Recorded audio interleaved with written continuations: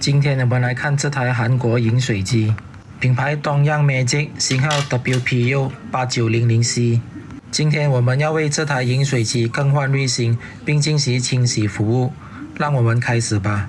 首先打开饮水机上面盖子，滤芯安装在饮水机内部。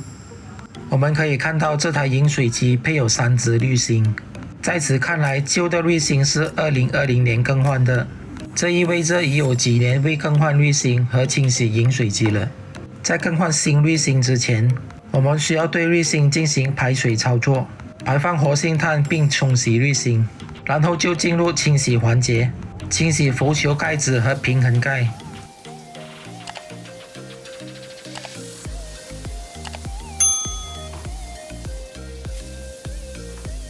接着就是对饮水机内桶进行清洗，使用饮水机专用纸张擦拭内桶，重复擦拭直到干净为止。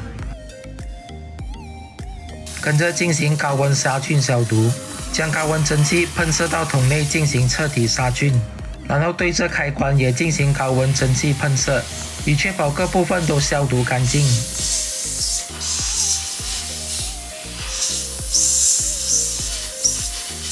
最后擦拭饮水机的机身，去除咖啡渍和灰尘，确保外部干净整洁。